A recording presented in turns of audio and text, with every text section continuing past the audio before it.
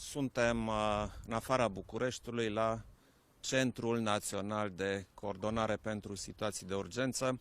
Am făcut o vizită, însoțit fiind de primul ministru Ludovic Orban, de ministrul de interne Marcel Vela, evident de domnul secretar de stat Raed Arafat, care astăzi ne-a condus prin acest centru. Este un centru care funcționează foarte bine, mi s-au prezentat metodele de lucru, protocoalele, rezultatele care au fost obținute deja până acum. Am discutat câteva proceduri unde mai este loc de un pic de îmbunătățire, însă în ansamblu sunt foarte mulțumit și sper să facă față la toate situațiile care ar putea să apară în zilele următoare. În acest moment însă vreau să aduc pe scurt în discuție două teme care mi se par foarte importante, teme care vă privesc pe dumneavoastră, dragi români, pe toți. Prima temă, vremea este frumoasă, auzim la știri că sunt unele țări deja unde se face un plan pentru relaxare. Oricât de rău îmi pare, trebuie să vă spun clar, pe față, noi în România nu suntem în această fază.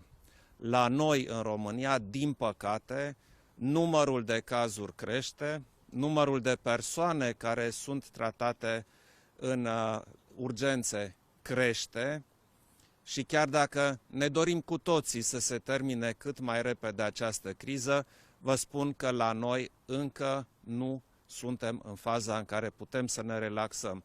Și vreau să vă spun mai mult. Depinde de noi cât mai durează până când putem să venim cu un plan de relaxare a măsurilor. De ce depinde de noi?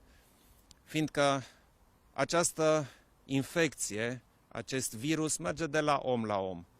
Dacă respectăm, aș spune chiar cu sfințenie, regulile impuse de autorități, să nu ne întâlnim cu persoane, să evităm contactul fizic, să ne izolăm, să ieșim din casă numai atunci când trebuie. Dacă respectăm aceste reguli, atunci cu siguranță vom putea mai repede să ajungem la faza de relaxare, să ne reluăm aproape normal viața.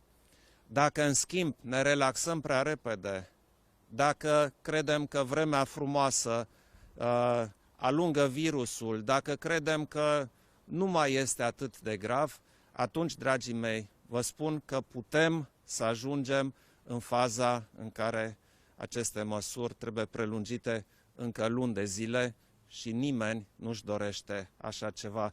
Deci, repet, măsurile trebuie respectate cu strictețe în continuare pentru a ajunge și noi la momentul potrivit în situația să relaxăm unele dintre aceste măsuri.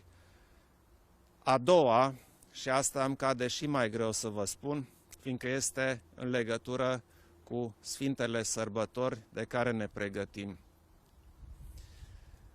Avem în continuare două sărbători pascale. Acum, duminică, este Învierea Domnului pentru creștinii catolici, evanghelici, unitarieni, iar în cealaltă duminică pentru creștinii ortodoxi, pentru greco-catolici, pentru alții. Eu personal voi sărbători Învierea Domnului acum duminică și pot să vă spun ce o să fac eu. O să stau acasă împreună cu soția mea Carmen. Vom fi numai noi doi.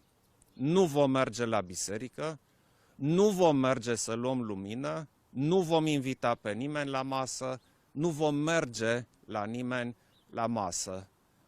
Vom fi acasă, vom urmări liturghia la televizor, vom aprinde o lumânare în casă și ne vom ruga.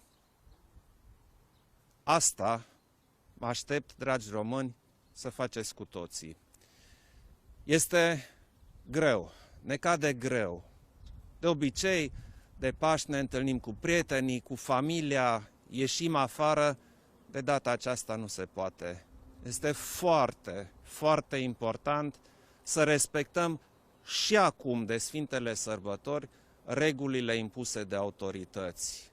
Fiindcă dacă acum scăpăm din mână această epidemie, vă spun că s-ar putea să fie foarte grav și să fie grav pentru foarte multă lume. Așadar, dragi români, vă rog să respectați în continuare indicațiile autorităților, pentru ca după aceea să ajungem cât reușim de repede în faza în care și la noi se poate discuta despre măsuri de relaxare. Vă doresc multă sănătate!